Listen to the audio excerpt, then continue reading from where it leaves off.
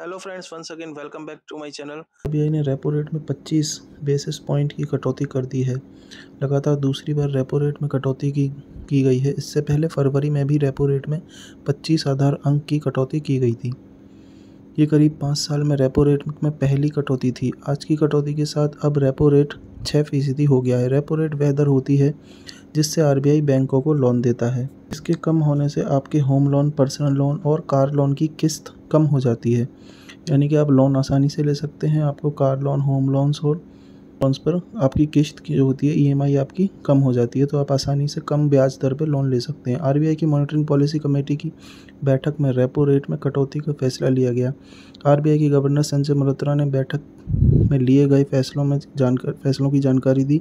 RBI की MPC की नए फाइनेंशियल ईयर में ये पहली बैठक थी।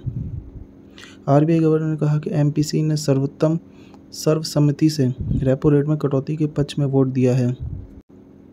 उन्होंने कहा कि नया वित्त वर्ष काफ़ी उथल-पुथल के साथ शुरू हुआ है। ट्रेड के मामले में कुछ आशंकाएं सही साबित हो रही हैं और ग्लोबल कम्युनिटी परेशान है। भारतीय अर्थव्यवस्था ने कीमतों में स्थिरता और नियमित विकास के मामले में अच्छी प्रगति की है। दुनिया में इकोनॉमिक आउटलुक तेज़ी से बदल रहा है। उन्होंने कहा कि चालू वित्त वर्ष की शुरुआत अमेरिकी शुल्क के साथ वैश्विक अनिश्चितता के साथ हुई है, लेकिन आरबीआई स्थिति पर नज़र रखे हुए है।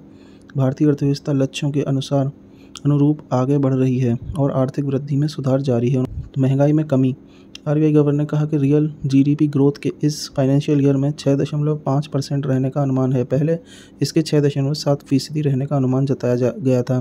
पहली तिमाही में इसके 6.5%, दूसरी तिमाही में 6.7%, तीसरी तिमाही में 6.6% और चौथी तिमाही में 6.3% रहने का अनुमान है। फाइनेंशियल ईयर 2026 में महंगाई दर 4% रहने का अनुमान है, जो फरवरी में 4.2% अनुमान से कम है। पहली तिमाही में महंगाई की दर 3.6%, दूसरी तिमाही में 3.9%, तीसरी तिमाही में 3.8% और चौथी तिमाही में 4.4% रहने का अनुमान है। माना जा रहा है कि रेपो रेट में 25 आधार अंक की कटौती के बाद अधिकांश अर्थशास्त्रियों ने इसका अनुमान जताया था कि उनका कहना था कि देश में महंगाई कम हो रही है, इसलिए आरबीआई रेपो रेट में कटौती कर सकता है। भारत की खुदरा महंगाई की दर फरवरी में 3.61% तक गिर गई थी। ये जनवरी में 4.26% थी और ये 7 महीनों में पहली बार आरबीआई के 4% के लक्ष्य से नीचे आई। अर्थशास्त्रियों का मानना है कि मार्च में भी महंगाई आरबीआई के अनुमान से कम हो रहेगी। इस रेपो रेट का फ़ायदा सबसे ज़्यादा रियल एस्टेट सेक्टर को हो सकता है, क्योंकि कटौती से आपके होम लोन जो है सस्ते हो जाएंगे।